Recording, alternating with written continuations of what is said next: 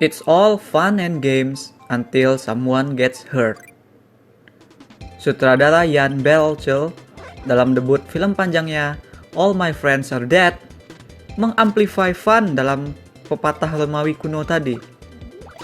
Sehingga meskipun memang benar bakal banyak yang tewas dalam film ini, tapi semua hal itu tetap terasa kocak. Dengan cerita tentang pesta tahun baruan yang berubah rusuh bunuh-bunuhan, banyak orang yang menyebut film asal Polandia ini kayak gabungan dari humor nakal American Pie dengan gaya berdarahnya Quentin Tarantino. Benarkah demikian?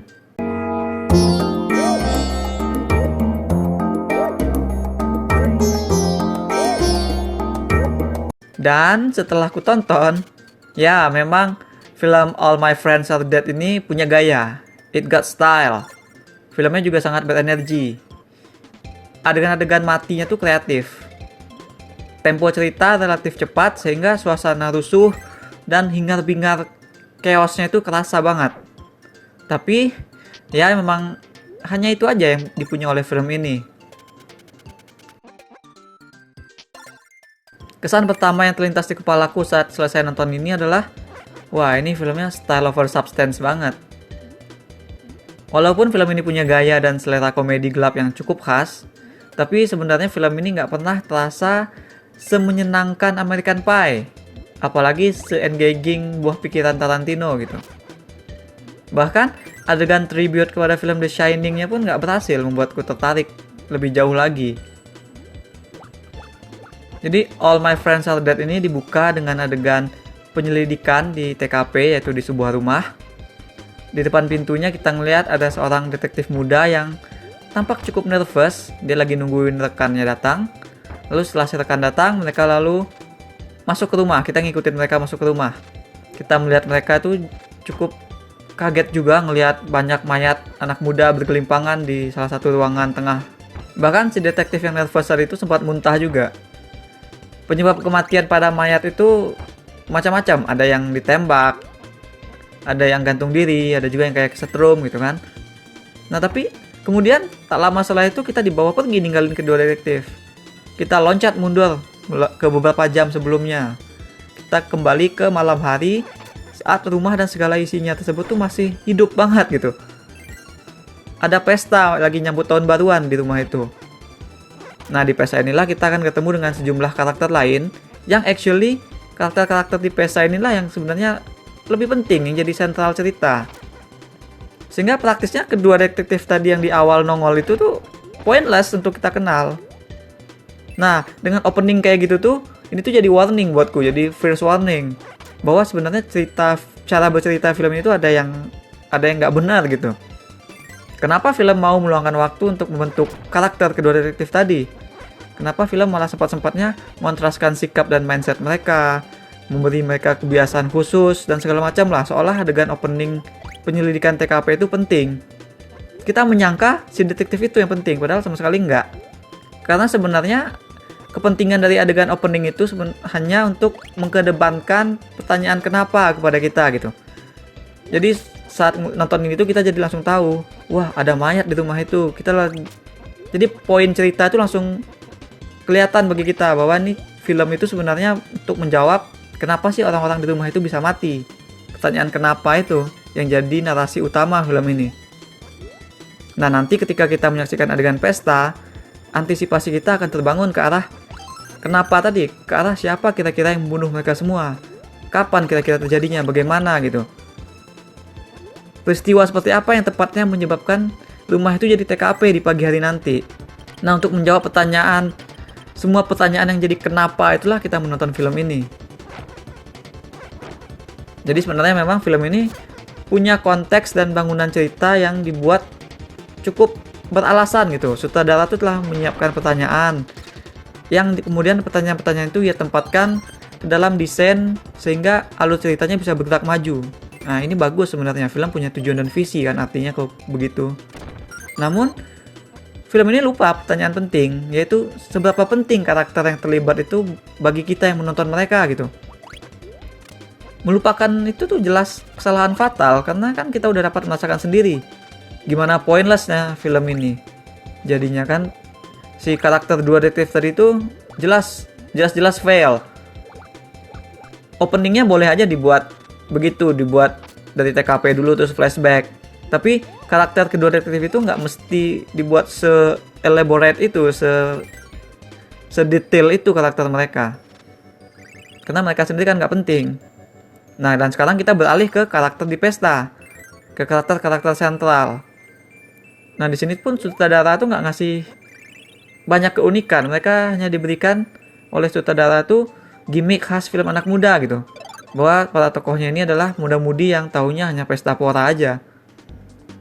Ada 3 pasangan utama di antara mereka, yaitu pertama adalah pasangan yang si cowoknya tuh udah niat mau melamar, tapi si ceweknya diam-diam ternyata nganggap si cowok itu boring gitu. Terus kedua ada pasangan yang nggak serasi, si cewek yang suka astrologi dan tetek bengek ramal-ramalan, tapi sementara cowoknya hobinya nge-rap and just wanna have fun gitu, jadi mereka nggak cocok. Terus yang ketiga adalah pasangan yang paling menarik buatku, yaitu pasangan yang kayak actually ditarik dari American Pie gitu. Kalau kalian pernah nonton American Pie pasti langsung ingat deh bahwa di situ ada satu unlikely couple, yaitu si Finch dan Stifler's mom. Nah, pasangan ketiga dalam film All My Friends Are Dead ini persis seperti Finch dan Stifler's mom, yaitu seorang cowok muda yang punya pacar perempuan yang jarak usianya itu jauh banget dengan dirinya. Nah, tapi di sini karakter kayak gitu tuh mereka tuh lebih dimanusiakan.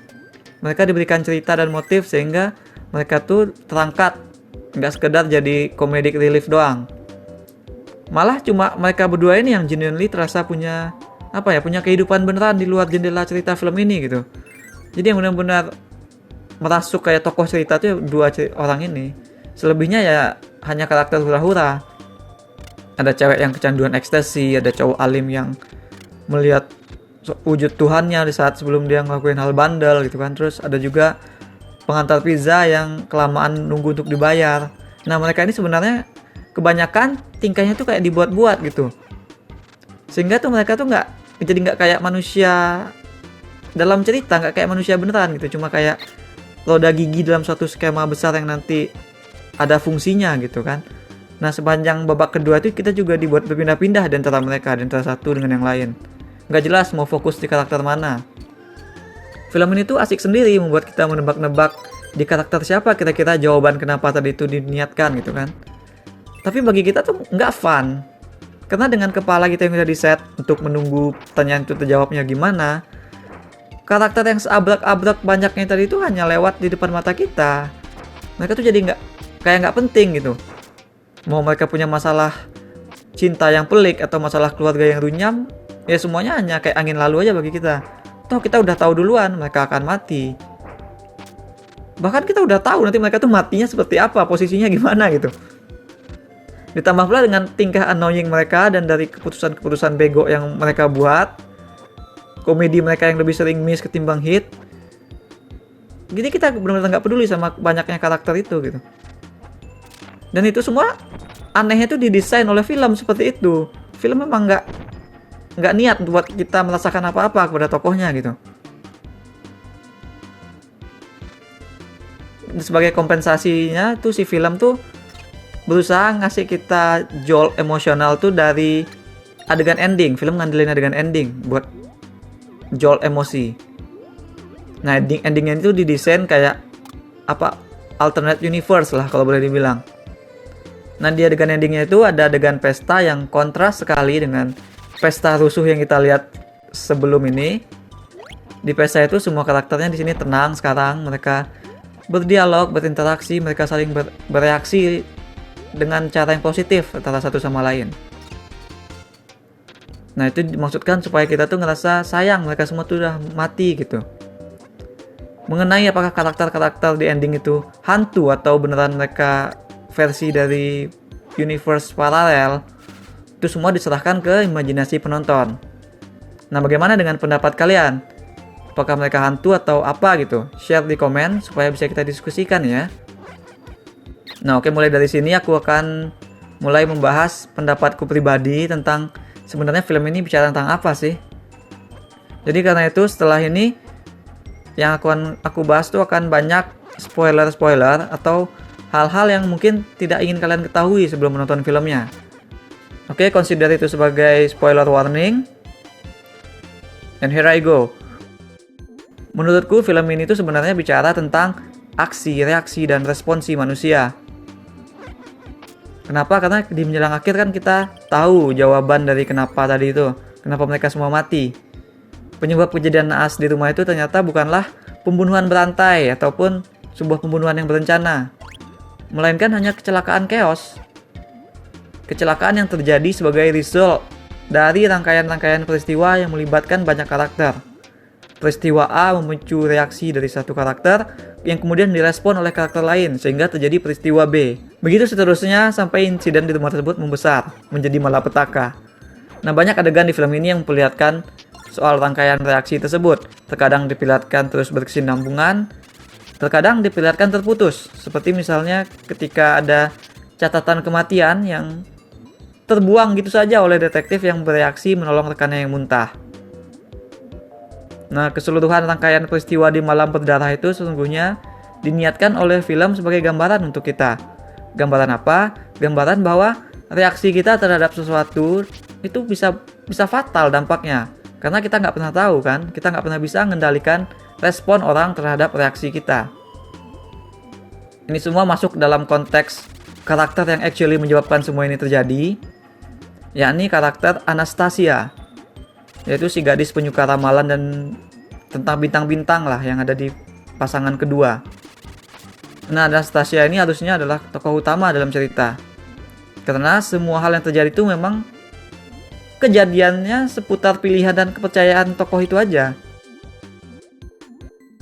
Anastasia bicara tentang zodiak, bicara tentang posisi bintang di langit, bicara tentang alternate universe. Nah, 3 hal itu akan berpengaruh terhadap cerita.